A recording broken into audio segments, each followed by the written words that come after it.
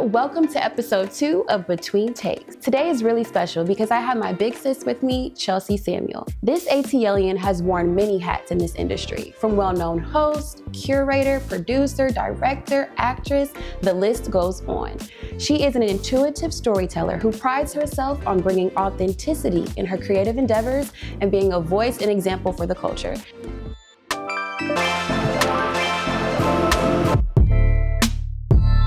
You know, I stripped away the moniker after leaving radio, which is where we met. That's where we met. I was an intern at V103 and she was on the promotions team. I was. It was a good little time. It was a great time. That was a great time. That was in a the moment, it was like, I know. But like looking back on it, we had so much fun. We did. So thank you for having us in the sanctuary. It's very beautiful. Why do you feel that you and your co-stewards needed to bring that to the community? Sanctuary is such a safe space for us, just as individuals. So we knew that we needed a space where we could just be and tend to ourselves. And the more that we started to tend to ourselves and truly become our own medicine, we realized that the community could use that sort of collective healing. Mm-hmm. And for me personally, I moved from LA. I feel like this was a strong call that pulled me here alongside many other factors why I came back to Atlanta. We'll get to that. But for me, this space was calling me, and I needed something outside of entertainment, which is hectic. And there's the writer's strike, filming changes, it was just looking real crazy. And I was like, I cannot allow this entity to inform how I show up day to day. Right. I need something to tap into. And I started exploring primordial sound meditation and getting my certification with Chopra and a bunch of other stuff just personally. And it just felt like, I don't know, it just organically happened. We didn't come with this plan of we're going to make sanctuary. We just acquired the space, and now it's a community that's growing, that we would love to have third spaces and homes all around the world where people can go and feel this same energy that we have at the first space in Stone Mountain, Georgia. Yes. Wow. I love that. What was the intention behind the name Sanctuary?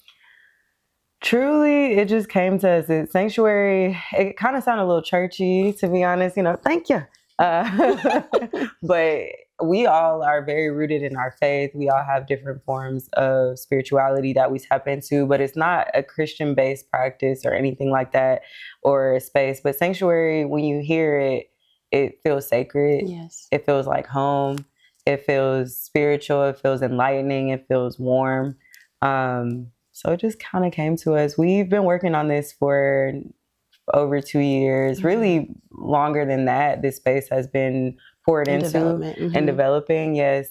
Shout out to Zai, Bonnie, Mashaya, Mazi, and myself for keeping the space. But now we have kinfolk, community, neighbors who are welcomed. And monthly events, guys. Monthly experiences. We have the space is open for day and evening passes where you can come in and literally just be and tend to yourself. We have books all over the space, games all over the space. It's an intergenerational space, so children are welcome, elders are welcome. We learn so much from each other. All of our experiences are themed. So this coming month, I don't know when this will be out, but for November, it's all about graduating from the past and just stepping forward to being a student of your new life. And so it's just really beautiful. I really can't describe it. It's one of those things where you got to be there to see it and enjoy it and be. And it's really the energy that we carry that makes it the space. It's not about this space, but this is an extra layer of just goodness. So feel free to come by and, imagine a Soho House or the Gathering Spot meets wellness amenities. We have all of the things: sauna, cold plunge, recording and podcast studio downstairs. Sound baths. I came to one of those. She did. Thank you so much. The Open Sea experience. We have things by the lake. We have a lake right literally in the community that's really well maintained. It has fresh water and turtles and all types of stuff, all types of creatures in there, just feeding us and us feeding also that experience. So we have Breath of Fresh Air every 2 weeks that we host down by the lake. Okay. And just a wealth of other things. We're on IG, TikTok, and all that stuff at fine.sanctuary. And we actually are more of an in-person, real life, like we communicate over Discord. We want to have like organic experiences. Right. So we're learning how to tell the story online, and really sharing what we're doing authentically.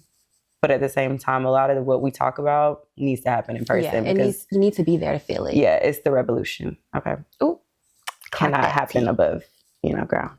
So. Well, we love that. And I really hope you guys look into that, because it is a very beautiful experience. So you are very intentional about community. Why do you think it is important for you to merge entertainment and community empowerment? That's a great question. Shout out sis, doing her things.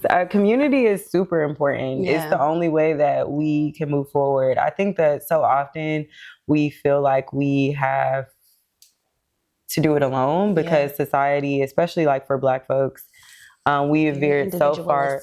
Yeah, we've veered so far away from community, which if you go back to African communities and tribes, I don't know, I'm part Indian, so like Indian communities and tribes, not Native American, but like India from India. Everything is communal. When I go and travel, which is another big part of the group of keepers and co-stewards of this space, we're very well traveled. We really appreciate culture and experiences around the world.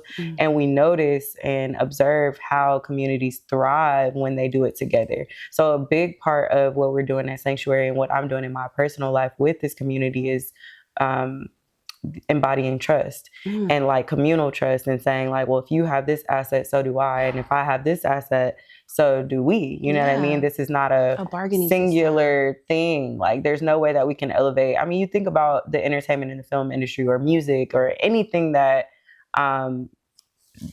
it relies on a community of people to do it. It's not just the director. It's not just the actor. You see that person, but they're literally like one of a billion people who have to tend to the film or the creation or the project. So to me, community is just, it's ingrained in me. I had come from a very huge family, blended family. Both my dad has 4 of us. My mom has 3 of us.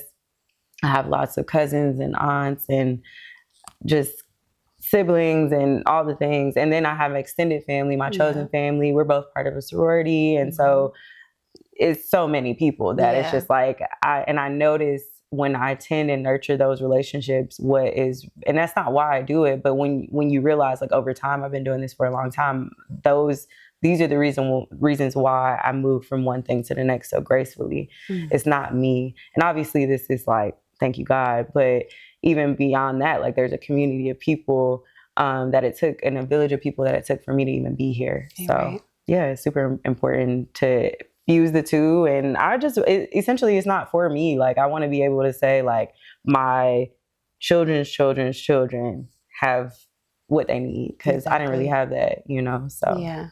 So speaking about your background, you grew up in Atlanta. Went to Mays. Okay. You know what I'm saying? Yeah. How would you say that experience growing up in Atlanta? You were part of band. I was. How would you say that experience developed your love for the arts? Oh man, I've been part of a band and playing instruments since 4th grade, really like 3rd, 4th grade. My sister is, shout out to LaToya Brooks. She is teacher of the year at Bolton Academy. She's like the educator, the music educator, the music scholar, performer, showstopper. Like, so I was already I grew up in it. And then my mom and aunts, they called themselves the Clark sisters. And, like we just grew up listening to all of like the beautiful music in the home and singing certain things. And that was communal too, right? To your question though, I think growing up in Atlanta specifically, what I noticed, even going off to Howard, a lot of the people that went to Howard University did not go to a school like mine or weren't from a city like Atlanta.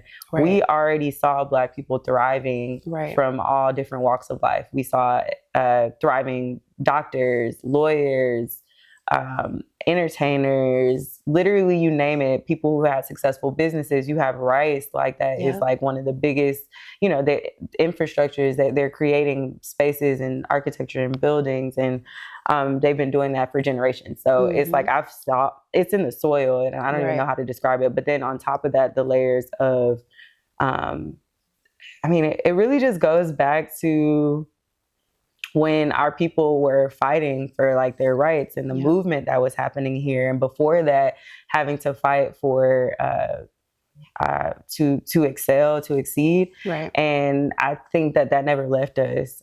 So going to a school like Mays, Benjamin Elijah Mays was who he was in the space for engineering, and it was a math and science magnet program. And I was part of like magnet classes, but I always knew that I wanted to do like mass comm, journalism, entertainment, something around the sorts of media.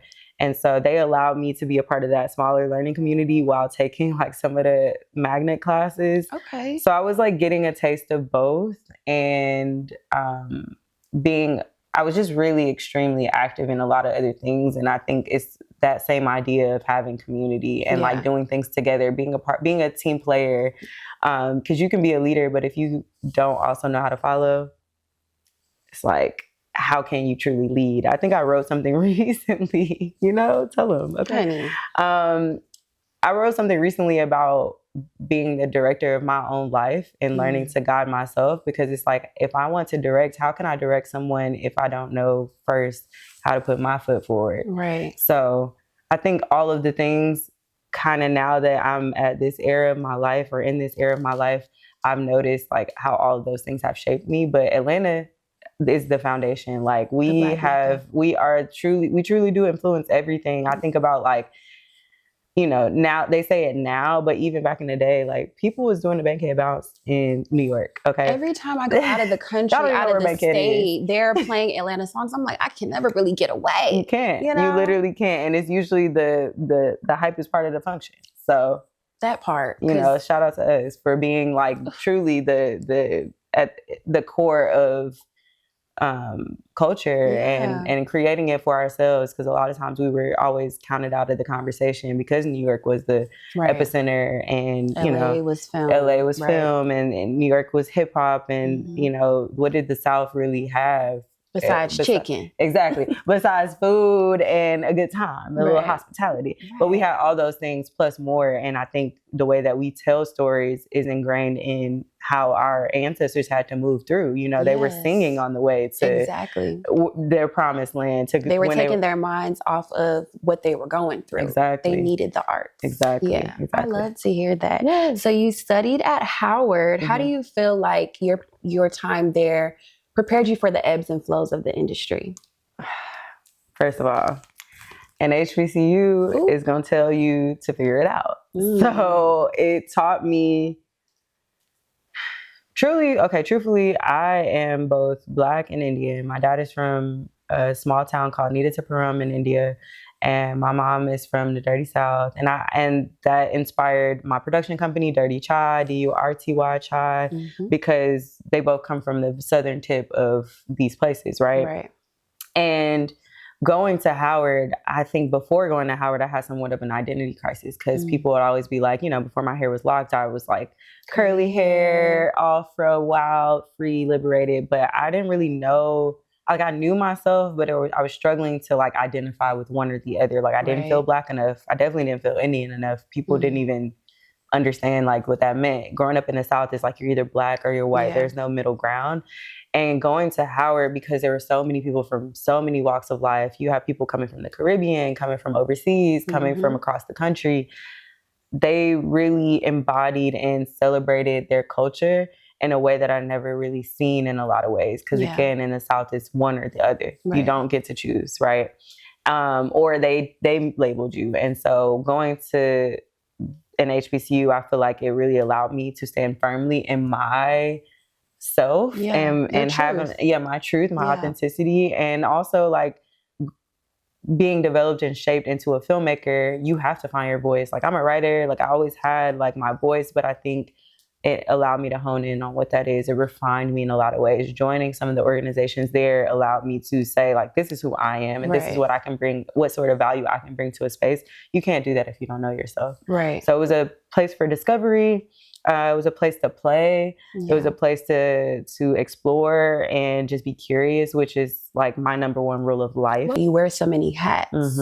So yes. And also let's get into the homecoming talk, with the HBCUs. They say Spell House, Oh, at A&T, Clark, Atlanta. So you saying Howard's the best? Howard has the best homecoming. I don't want to hear nothing about NCAT, Spell House. No, I've had great times at most of these homecomings, but it's nothing like a Howard homecoming. Right. We had such a great time. Yeah. It was my 10 year.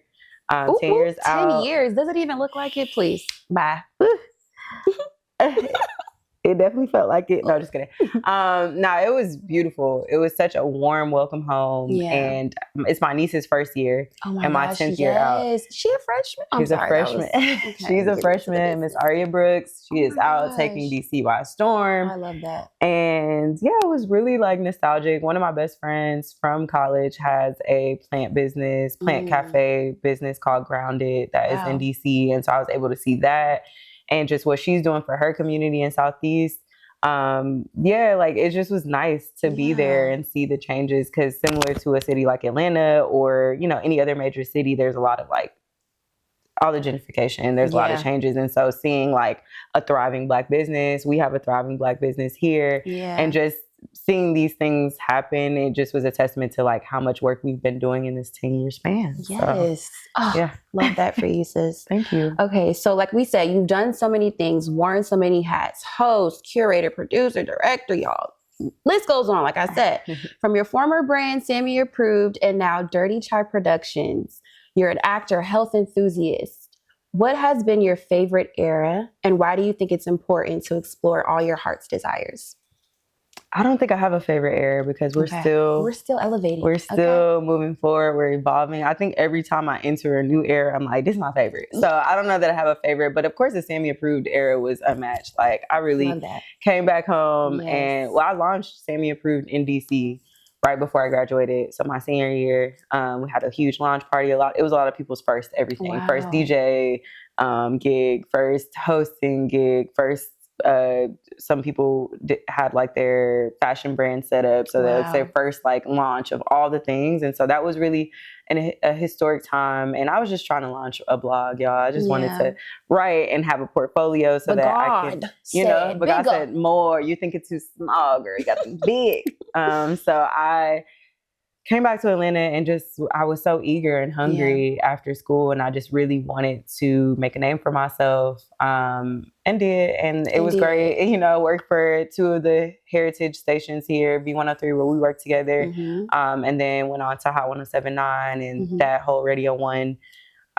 market, which was cool. I was able to move from promotions to programming. Before that, I had already really been establishing myself with Patchwork Recording Studios as their front desk person, which turned into me being their podcast host and moderator for like a lot of really big events. And I started hosting like A3C, South by Southwest, so many things, panels, MBE conference. Like it was just literally thing after thing, and it felt like I was just on all the time, 24/7, which is why I'm really appreciating this era of my life, because I can do it with ease and with grace, with poise, and it doesn't feel like I'm in like this rat race, because radio became that. And then I ended up moving to LA. There's a time between that where I went off to be someone's assistant tour manager. We were on Fantasia's sketchbook tour.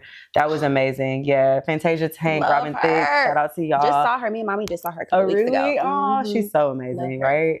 Awesome performer. I had a great time doing that, but it was an interesting experience for me that brought me back to my pen. And the pen has always been the thing that has saved me throughout my entire life. Like when I'm dealing with something, I go to the pen. When I'm excited about something, I go to my pen. And so when I was on tour, I felt like, I didn't really have anybody but myself. It was a really new experience, and it brought me back to LA. My niece is not a child actress anymore, but at the time she was a child actress, and she was on the reboot of All That.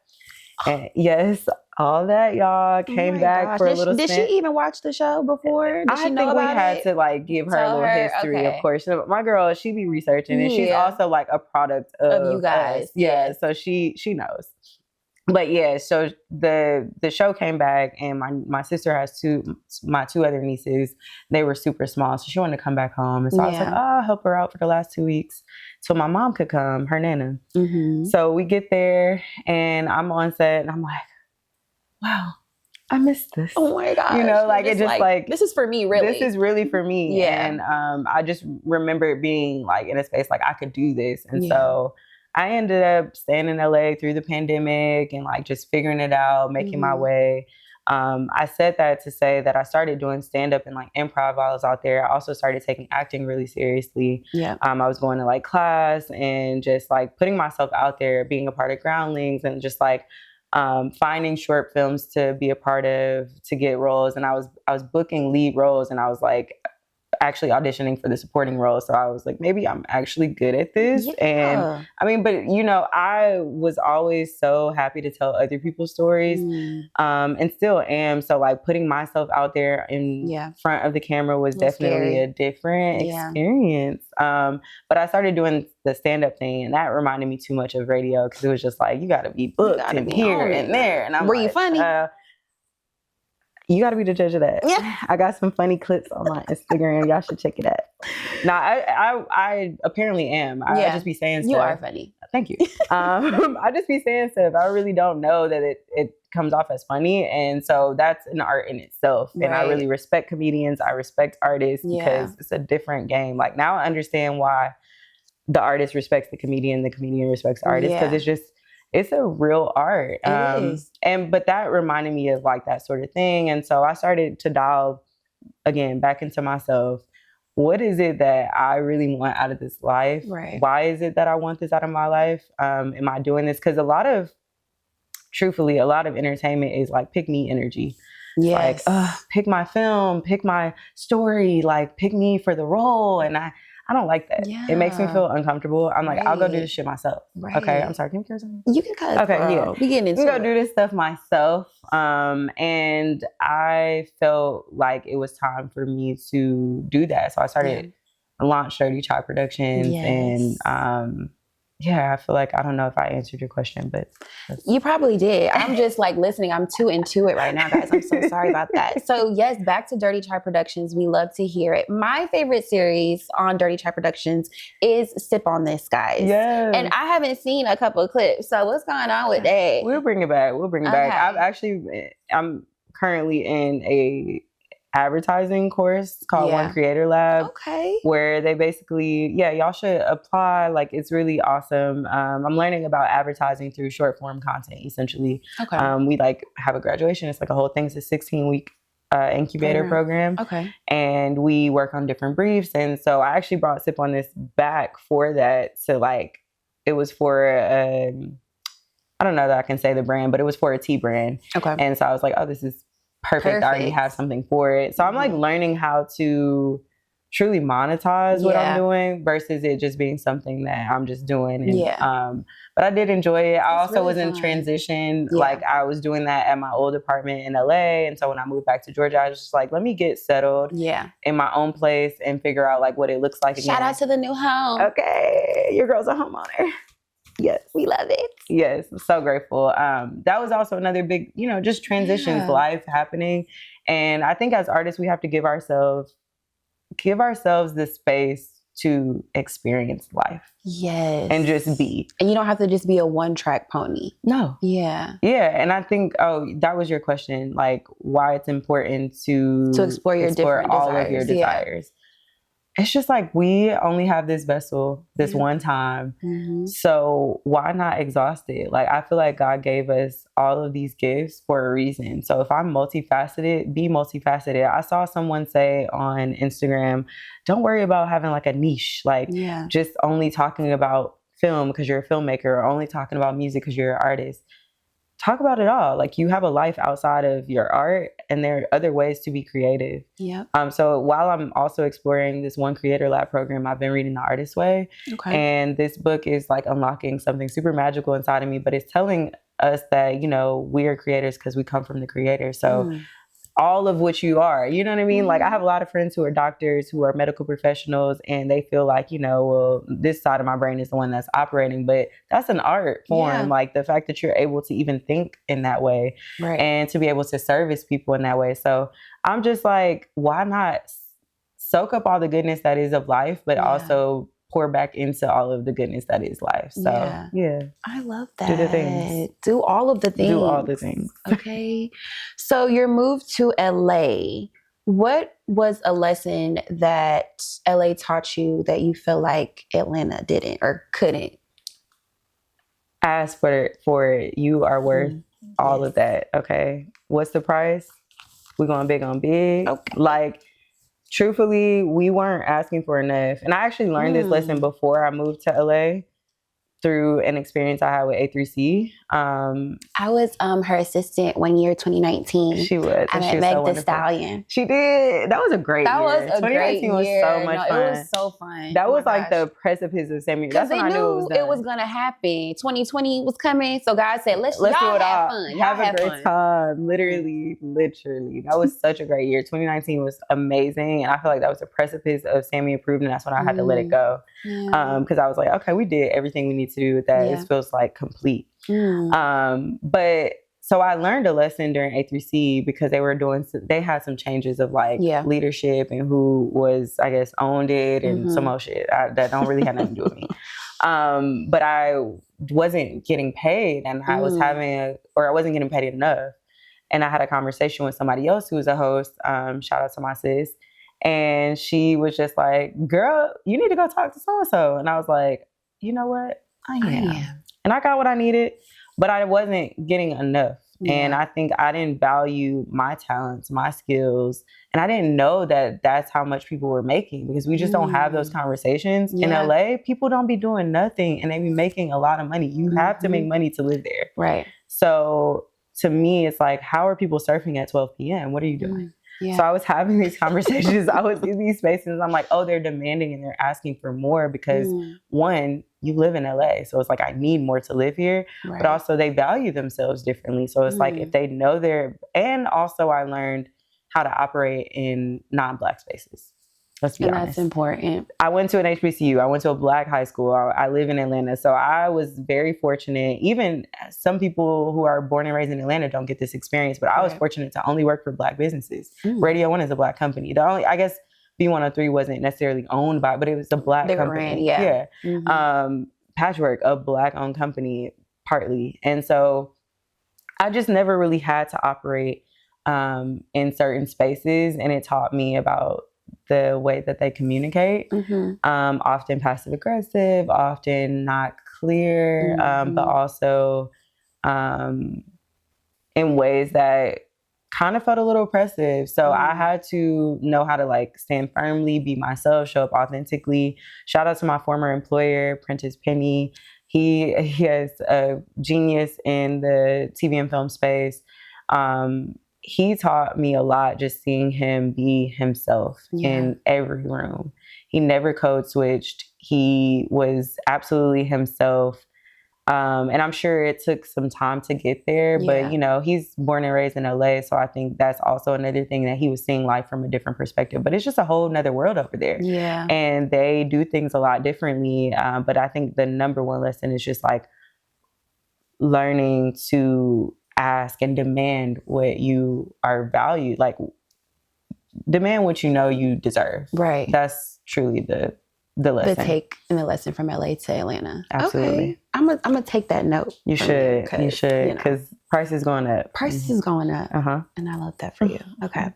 So what was the most disappointing thing the industry has taught you so far? That you had to learn about the industry that was kind of disappointing? It's not about your talent. You can be as gifted as you possibly want, and it's not about your talent. It's about who you know. Again, back to community. That's why that's really important, because people who know that you have been putting in the work for them are more than likely gonna give that back on the other end. So and again, that's not why we do it, but that is a big part of what is received at the end. So I would say, it's not about your talent, unfortunately. It's about who you know. I'm sure y'all have seen shows and things come up and you're like, why did they cast that person? Why is that person an executive producer? You know, and it's about a coin. So if you got the coin, you could do pretty much, you know, all the things. And I hate that it's that way. Yeah. It's kind of disappointing because it does strip away the like authenticity, the talent, for the true creative, for the true creator.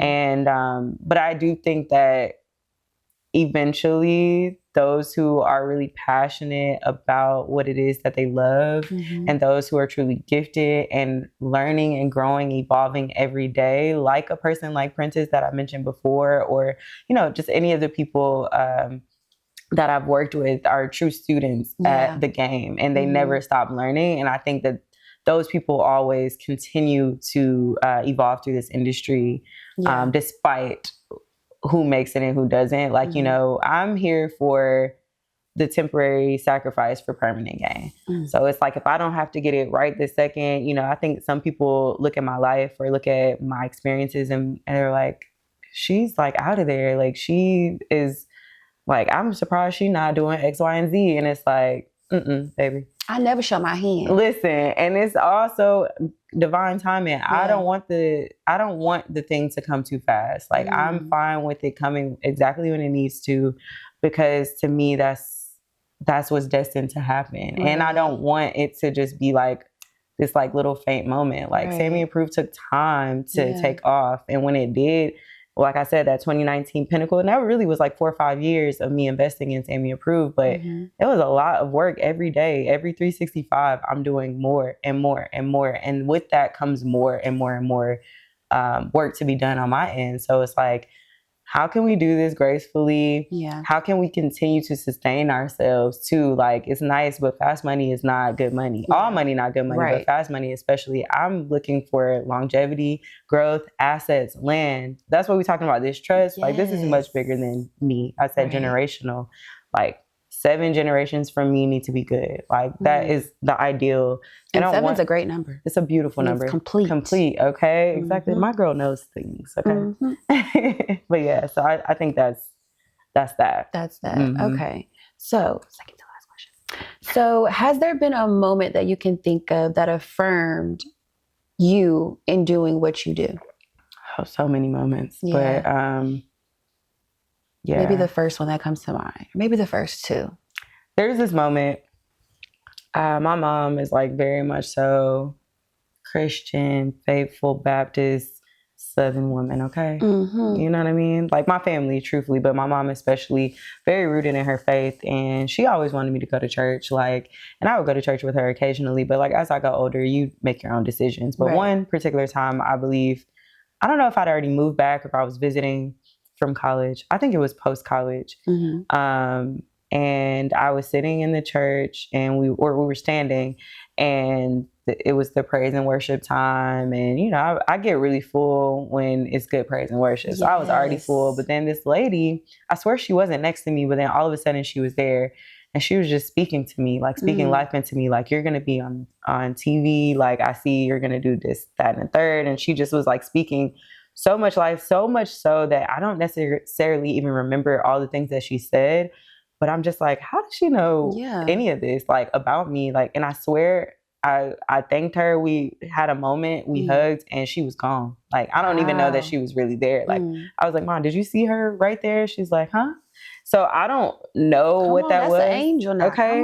And those things happen occasionally. My mom has a book called When Things Happen. In her book, she speaks about different angels coming to her. So I'm not surprised. Yeah. We do have these like clairvoyant gifts, which is why I lean into being an intuitive storyteller. I'm telling stories from a place that I discern from, or that I'm called to, and from a place that I think we need, you know, from a story that I think that needs to be shared in that moment. And so that's why I've leaned heavily into that side of things. But yeah, that was really affirming.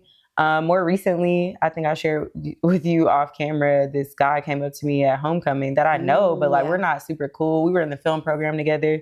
And he's a bit older than me. So we weren't even in the program together. We don't know that much about each other. Yeah. But apparently he comes up to me and he's like, yeah, so how's the music coming along? Like, how's it been going with music? And I'm like, I've never, like, y'all still have not heard any music from me. So how do you know this? And I'm like, I'm actually working on some things musically, but like, how did you know that? He said, a long time ago, you told me when I was in Atlanta one time that essentially the frequency of which, the frequency of which we consume is so important. Yeah.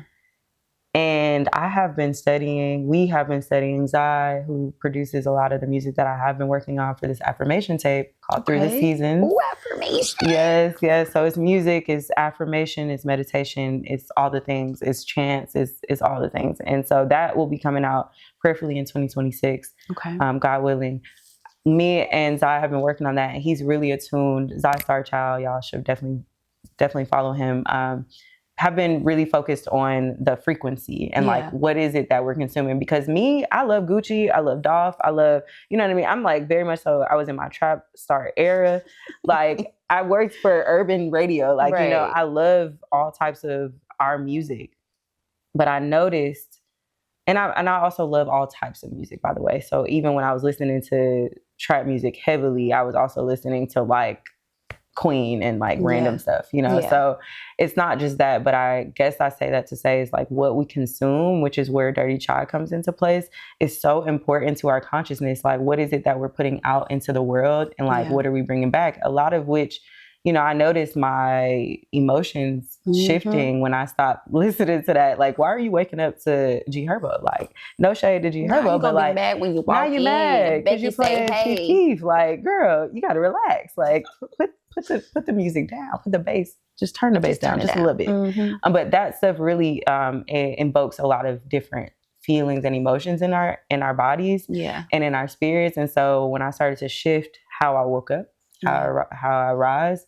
that changed everything. And so I want the music to reflect that. So him saying that really affirmed it. And he was like, so when you dropping the tape? I'm like, probably next year. He's like, why next year? Like, why not tomorrow? And he was like, people need to hear what you have to say today.